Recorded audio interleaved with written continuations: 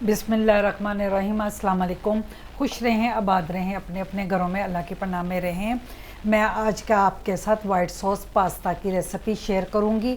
ये वही सॉस मैं यहाँ पे यूज़ कर रही हूँ जो बेसिक वाइट सॉस मैंने आपको बनाना सिखाई, उसी से मैं ये पास्ता बनाऊंगी। इसमें आपने चिकन नहीं डालना, लेकिन आपकी ये फिर भी वाइट सॉस जो पास्ता है बहुत मज़े का बनेगा। आप एक बार ज़रूर ट्राई कीजिएगा और वाइट सॉस को भी ट्राई कीजिएगा। इस वाइट सॉस में मैंने आपको पहले भी बताया, मैंने इसमें नमक नहीं डाला था। नमक इसलिए नहीं डाला था क्योंकि मैंने इसमें चीज़ डाला था, और चीज़ जो होता है वो सॉल्टी होता है, और उसकी वजह से उसके अंदर नमक की मिकदार आ जाती है। जब हम पास्ता बनाते हैं तो अगर हम बेसिक इस तरह की वाइट सॉस बनाएंगे तो उसमें हम नमक मिर्च कोई नहीं डालेंगे। जब हम पास्ता रेडी करेंगे उसमें मैं अपना ना नमक मिर्च एडजस्ट करूँगी और वहीं पे डालूँगी, और आपके लिए बहुत टेस्टी, बहुत मज़ेदार आप एक बार ज़रूर बनाइएगा। अगर पसंद आए तो लाइक और शेयर भी ज़रूर कीजिएगा अपने दोस्तों से, अपनी फैमिली से। अब मैंने लिया है बटर लिया है मैंने 2 टेबल स्पून। इसमें मैं डालूँगी ऑयल डालूँगी मैं 1 सर्विंग स्पून।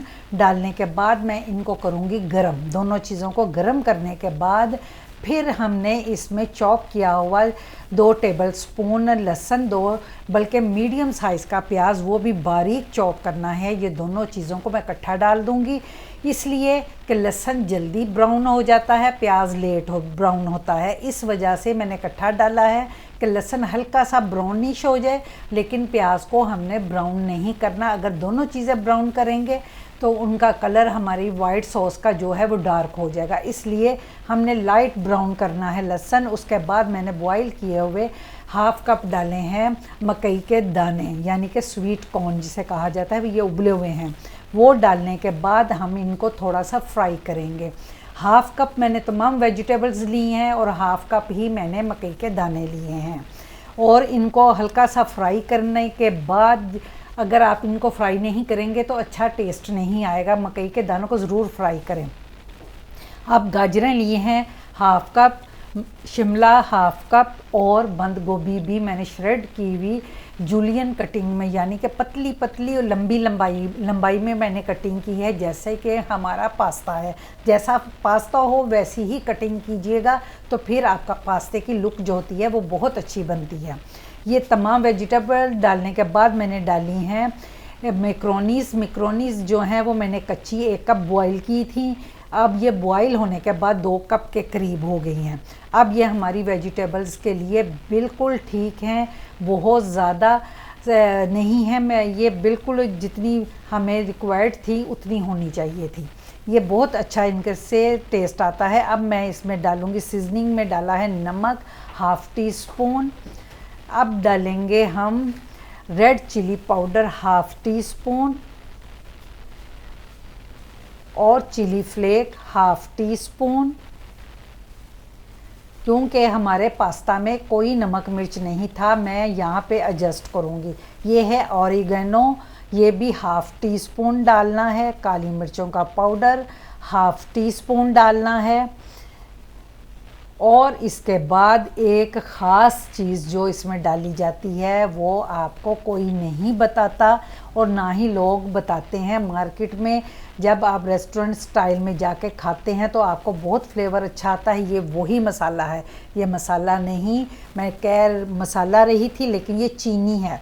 रेगुलर घर की चीनी जो है वो हम डालेंगे 1 टीस्पून, लाजमी डालिएगा। और तमाम मसाले डाल के इसको भूनिएगा, तमाम वेजिटेबल्स और मैक्रोनी को भूनने के बाद फिर हमने ये जो white sauce, basic white sauce थी, इसमें कोई नमक मिर्च नहीं है। मैं आपको पहले क्लियर कर चुकी हूँ, नमक मिर्च हमारे मैक्रोनीज़ और वेजिटेबल्स में है। अब मैं ये वाइट सॉस डालने के बाद इसके अंदर डालूँगी पास्ते का पानी, जो जिसमें हमने पास्ता बॉईल किया था। हमने वो पानी गिराया नहीं था, वो नीम गर्म पानी हमारे पास मौजूद था। उसी सॉस वाले जो जार था जिसमें मेरी वाइट सॉस थी, उसमें मैंने डाल के 1 कप वह मैंने पास्ते का पानी डाला है। जब भी आप पास्ता बनाएं उसका पानी मत गिराया करें। अब 1 टेबलस्पून मैंने डाला है चिकन पाउडर, ये मार्केट में से आम मिल जाता है। किसी भी साशे पैक का आप चिकन पाउडर ले आइएगा, वो 1 टेबलस्पून डालने के बाद आप, ये ऑप्शनल है, अगर आप डालना चाहें चिकन पाउडर तो डालिए, ना डालना चाहे तो मत डालिए, फिर भी इसका फ्लेवर बहुत मज़े का बनता है इस पास्ते का। और हस्बे ज़रूरत मैंने डाला है इसमें थोड़ा सा चीज़।